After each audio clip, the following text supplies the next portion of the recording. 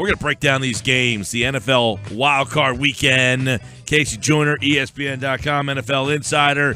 Going to jump on board and dig a little deeper into the matchups here on the Sports Bash 97.3 ESPN as we got a lot going on. Houston, Oakland, the first one tomorrow. Detroit, Seattle, the late game. Then on Sunday, Miami, Pittsburgh, and New York and Green Bay. You can listen to all the games right here on 97.3 ESPN. Let's break them down with Casey Joyner now here on the Sports Bash 97.3 ESPN. Wild card weekend, my friend. How are you?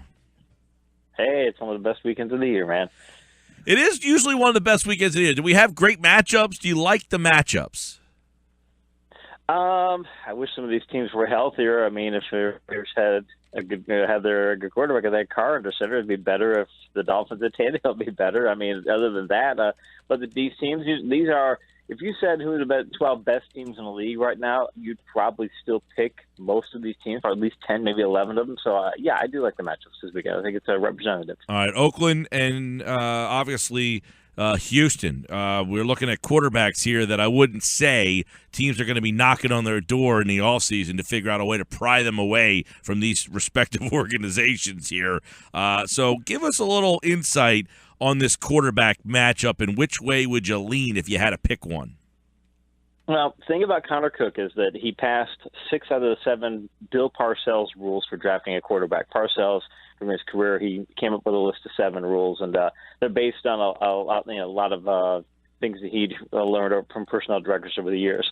The rules are going real quick. You had to be a 3-year starter, senior in college, graduate from college, start 30 games, win 23, 2-to-1 touchdown interception ratio, complete 60% of your passes.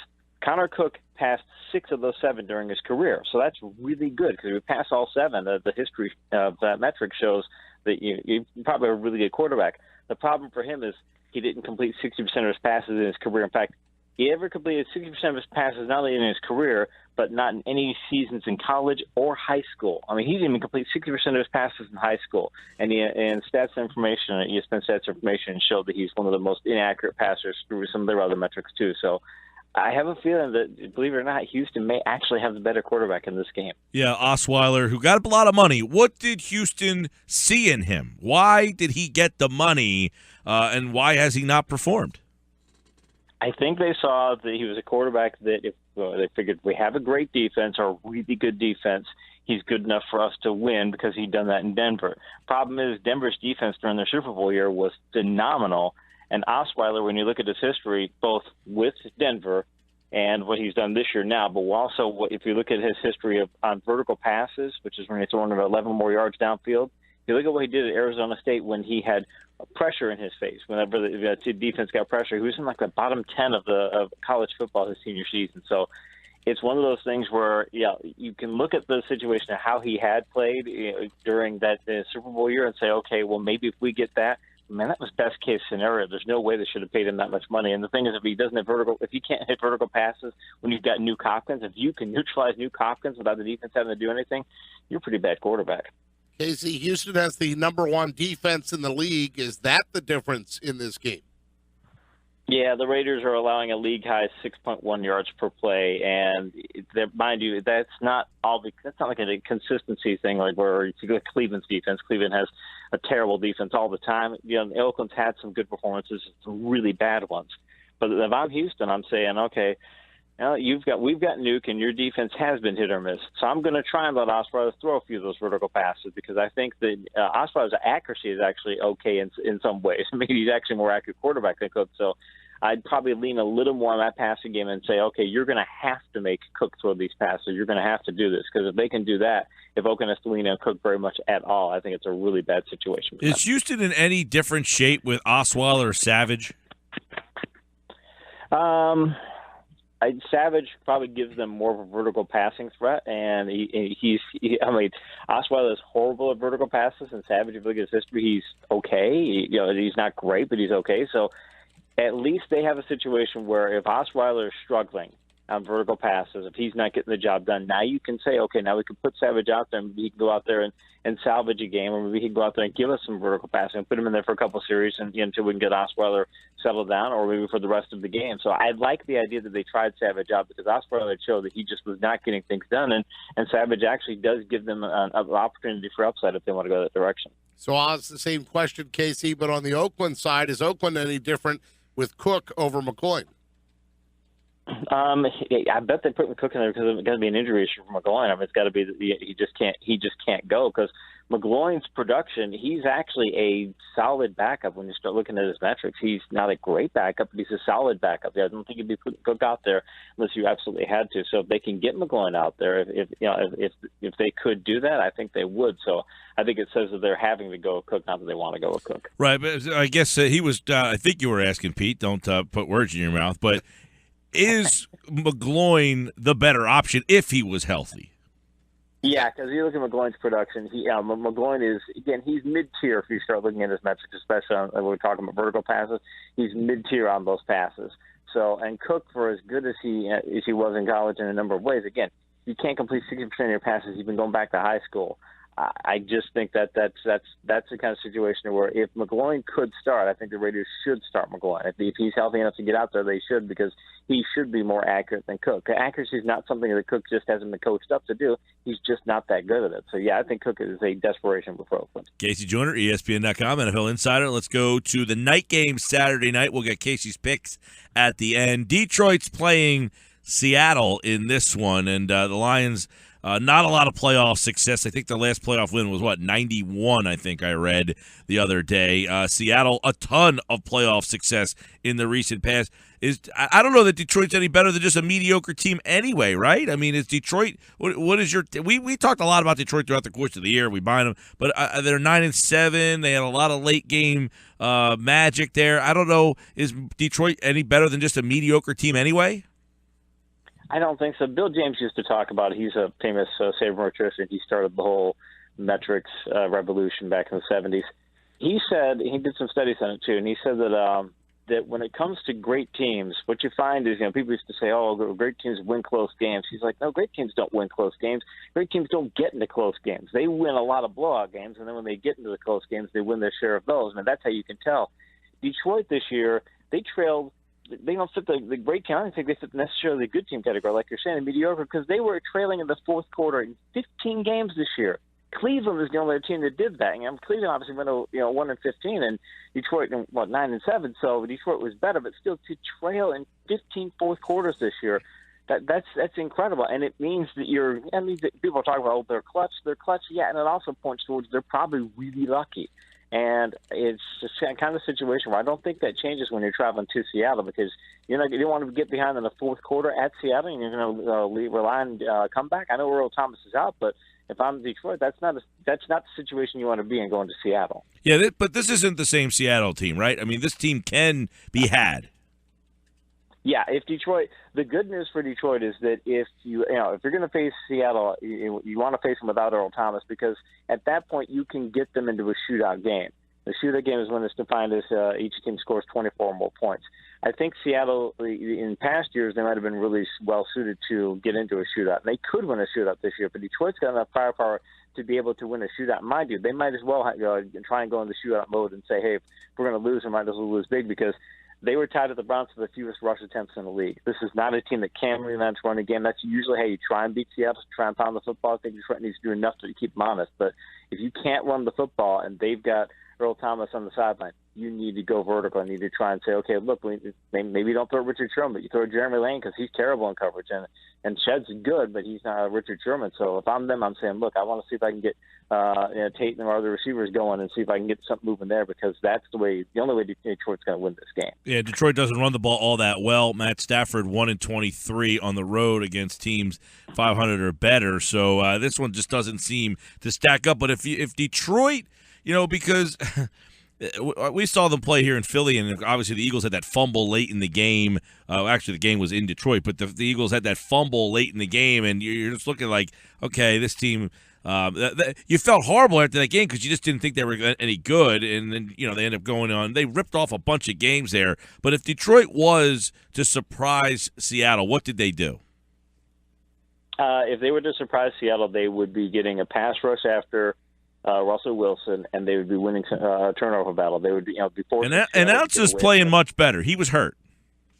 Mm-hmm. Yep. And mind you, that's. I don't think they can win any other kind of game unless they get into that kind of game. And Detroit doesn't want to get into that kind of game because the downside of getting in a shootout is, let's say they try and go to a shootout, and let's say, okay, now you fall behind 7-0, or maybe now you're down 10-3, at Seattle and things. If you get into that kind of situation, you get that crowd into the game like that, that's a terrible situation to be in. So ideally, you'd like to be able to power run the football. So teams usually want to do if you're trying to win at Seattle. You're trying to do that. You don't want to go into the shootout mode, but I think it's the only way Detroit can win because, again, they don't have the kind of running game they can lean on, and you got to test Earl Thomas. So I think Detroit, I don't even know if they have 1 in 10 odds to win this game. All right, we'll take a look at the Miami-Pittsburgh game. Let's roll over to that one, which is interesting. Wasn't this one of the games where Jay Ajayi ran for like 200 yards when he was sitting on my bench in fantasy football against the Pittsburgh Steelers? If you're the Dolphins, you at least have a little, you have positive thoughts entering this game, right? You can have positive thoughts if you want to, but Pittsburgh is playing as well as any team in the league right now. If you're Miami, you're starting your backup quarterback, and you've got Ajayi, but Pittsburgh's defense has been really good of late. And mind you, Pittsburgh, the Dolphins have allowed 5.7 yards per rush and 4.2 yards before contact per rush. Before they even touch the ball carrier since Week 12, before they even touch the ball carrier, they're allowing 4.2 yards per rush. And now you're taking that metric into a game where you're going up against Le'Veon Bell, the first back in NFL history to average 100 rushing yards and 50 receiving yards during a game in the season. And Pittsburgh's run blocking has been among the best in the league, especially of late. If you're running into that situation, look at the Dolphins going, hey, the Dolphins can't afford to get in a shootout. You're not winning a shootout more under center. You're going to Pittsburgh and playing them. There's no way you're winning that game. So the Dolphins, I'm looking at them going, I don't see how. Maybe if they had Tannehill, I might be more apt to say, okay, they could get shooter. But if you've got your backup and you're playing that kind of situation, I just don't know. Again, I'm looking at Miami going, I like the matchup in some ways, but man, this might be a situation where they only have a 1 in 10 chance of winning. Casey, the Dolphins corner, a guy that Eagles fans know, Byron Maxwell, listed as doubtful for that wild card round matchup with the Steelers. He was a big reason that the Finns were able to hold Antonio Brown to a quiet game under 40 yards, and they upset the Steelers earlier this season. Is that a bigger loss, of course, than maybe Eagles fans would think, but is that a big loss for the Dolphins? Yeah, when I rate cornerbacks, I rate them according to the red, yellow, green category, and the Dolphins now they've got a green rated corner. They got green players all over the secondary. I think I've got them rated as having either 3 or 4. Depends on who they start. Depends on how their injuries look for the game. But I think they have as many as 4 green rated players in their secondary. That's just mind you. Pittsburgh's got a banged up receiving core. I mean, they're going to have Kobe Hamilton. They're going to have Rodgers and Eli Rogers, and that's not. They're good receivers, but you really don't want them being your 2 and your 3. But you've got Antonio Brown, and maybe you've got Ladarius Green, maybe you don't. But if you don't have him, you still have Antonio Brown, and you still have Bell, and you've got green-rated players. Which again, in my category, in my system, green-rated means it's a really favorable matchup, a matchup that the defense doesn't want to be in. So if you've got this many potential favorable matchups, I just don't see how in the world they could even start to cover Brown, much less the other receivers. So I think it's one of those situations where Pittsburgh needs to get out to a really just put the pedal to the floor right off the bat and show Miami that you're going to be getting into a shootout game because Miami, I just don't think they could keep up. And I know you talked about the offensive edge that the Steelers would have with Le'Veon Bell and what he could do against a weak Dolphins run defense, but there's something with the Pittsburgh defense that you noted as well, especially over the last 7 weeks of the season. Yeah, last 7 weeks of the season, Pittsburgh leads the league in sacks. We keep talking about, they don't have a pass rush. They didn't earlier in the year. They were terrible earlier in the year. They were probably worse than the league. I mean, again, worse than any team. Worse than Cleveland. I mean, they just had a horrible pass rush earlier in the year. For the past 7 weeks, they lead the league in sacks, 25 sacks over the past 7 weeks. So now they can get after the passer, and their running defense too. The run defense had been abysmal earlier, but their run defense was a matter of they had a decent, good blocking rate. That's a metric I frequently talk about that says how often that you're giving the offense. The ball carriers quality run blocking on offense. They were not allowing the run backs to get very good run blocking that often, but they were giving up a huge good blocking yards per attempt. So they were giving a big yardage whenever the offense did get good run blocking. Now they've got that in check too. So even if you are getting good run blocking up front. They're allowing, I think it's 8 yards per attempt over the last half of the season, which is it's an average number. It's not a great number, but you're not going to lose if you're giving up that kind of production there. So I just, again, they can pass rush and they can stop the run a lot better. I think it's a bad situation for Miami. Right, and you talked about Maxwell possibly being out and how that could spring Antonio Brown for a big game, but the Dolphins' run defense has not been very good either. It means Bell could have a big game. Yeah, Bell could be one of those things. And again, if you're Miami, your run defense is already struggling, and you've got to worry about this guy and catching passes too. I mean, Bell is averaging 157 yards from scrimmage. It's the third highest per game average in NFL history, behind only Priest Holmes in 2002, who had 163 yards, and O.J. Simpson in 1975. I mean, you're talking this guy's comparing with Priest Holmes, one of the best seasons in NFL history in 2002, and O.J. Simpson obviously is a Hall of Fame running back. So you're talking Bell is that good. And if you're Miami, you're thinking, if you're Miami, what do you do? I mean, do you say we're going to put 8 in the box and stop them?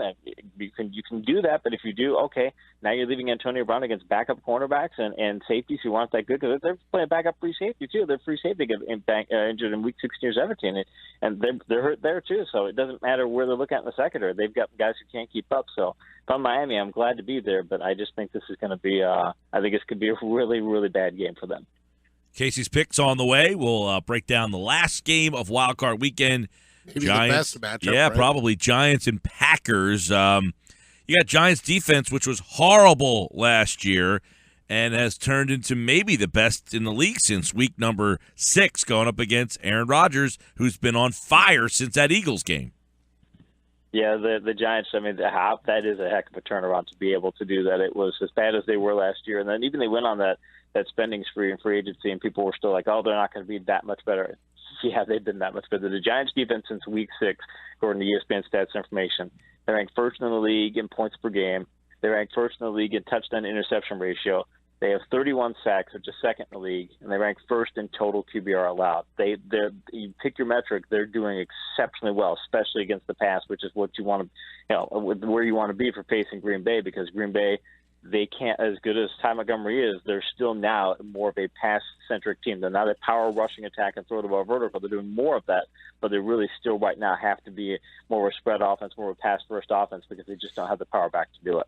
And as good as the Giants' defense has been, Casey, of course, they have to go up against Aaron Rodgers. Eagles fans remember what Aaron Rodgers did to them on Monday Night Football, especially with his way to extend plays and when he's under duress.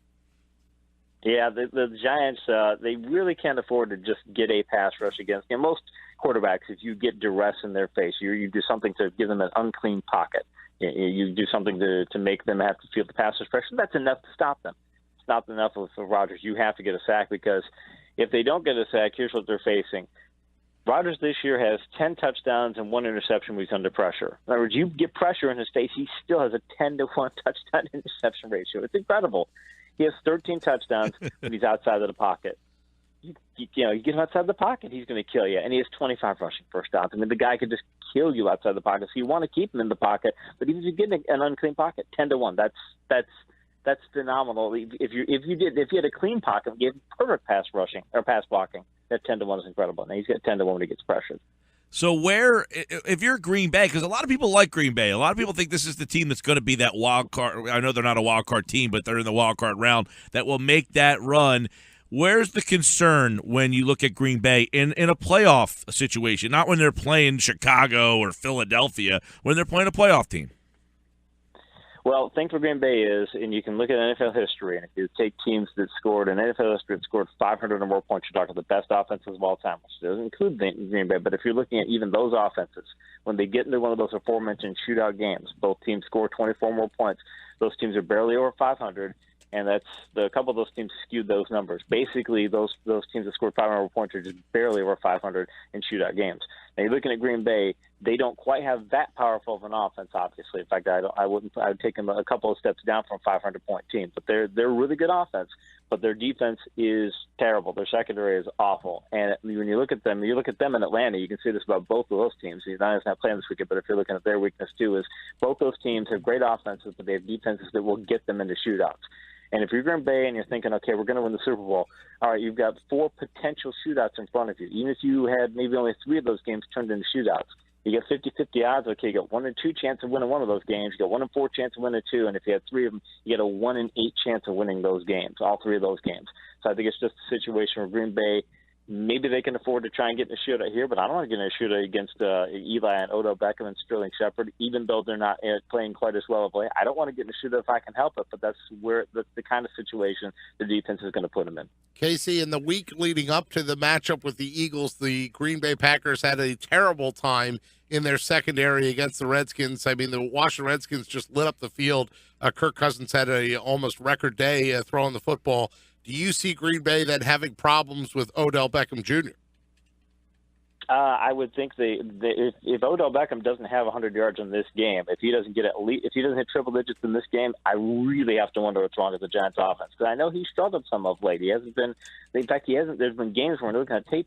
He's not even quite their go-to guy. Shepard seems to be their go-to guy, which is just nothing against Sterling Shepard because he's a very talented receiver, and I think he's going to be even better down the road. But to make him your go-to guy instead of Beckham makes you wonder if there's an injury or something of that nature. But as long as Beckham is healthy, and there's no indication that he's not, but as long as there's not some issue with him, if there's something holding him back, if he doesn't get 150 in this game, I would even say it'd be amazing because the Green Bay secondary, their corners, I mean, they have been very suspect this year, and they've got weaknesses around their secondary. It's not just one player. It's a couple, 3 players you would even say would be Green Bay players. So if I'm the Giants, I'm moving him around and trying to find all these different matchups because Green Bay doesn't have the personnel to keep up. All right, the pick from Casey Joyner here. Let's start tomorrow. Oakland, Houston. Who you got?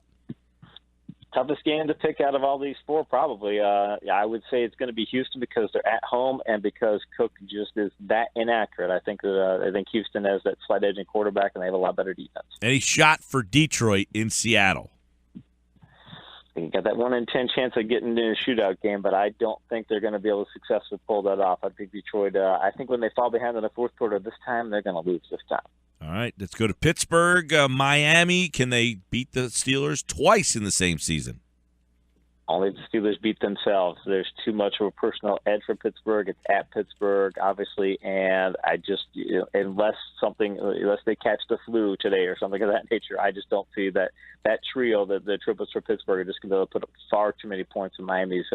If Miami doesn't get blown out in this game, they should be happy. You said that first game was the toughest of the weekend, so I'm intrigued by your analysis and pick on this Giants-Packers game. Yeah, I think the Packers are actually going to be. It was a little easier for me. I think the Packers are going to win the game because their offense is playing that well. New York's offense just is not playing that well, and I think that as good as the Giants' defense has been, I think they'll get some sacks on Rodgers. But if you're not getting a sack on the guy, he's going to be able to tear apart your defense, no matter how good you are. So I think he's going to have a very good game, and I think the Giants just aren't going to be offensive and be able to keep up. I see it being probably more like probably 27 to 14 game, something like 27-10, 27-14. I just don't think the Giants' offense is going to be able to generate enough points, even though they've got what should be a good personnel edge there. Close game would make the folks at Fox happy, that's for sure. Casey Joyner with us. I found a good stat for you, Casey. It's Eagles-related. Nelson Aguilar, 15 games, 36 catches, 365 yards, 2 touchdowns. Zach Ertz, in his last 4 games, 31 catches, 364 yards, 2 touchdowns. So 4 games of Zach Ertz equals 15 games of Nelson Aguilar. we ought to use that as the Aguilar needs to be like the Mendoza line for wide receivers. Now I guess. You've been Aguilared. Did you hit the Aguilar line? Not yet. That's funny. All right, Casey Joyner here on the Sports Bash 97.3 ESPN. By the way, Ryan Tannehill practiced today. So we'll see. Keep tabs on that. That game is a Sunday game, so he might have one extra day to try to get himself ready. Casey Joyner here on the Sports Bash 97.3 ESPN. We'll recap all the fun on Monday. Thanks, pal. Appreciate it, guys. You got it. Yep, Casey Joyner, have a good weekend. He'll be sitting in front of the TV for all the football this weekend.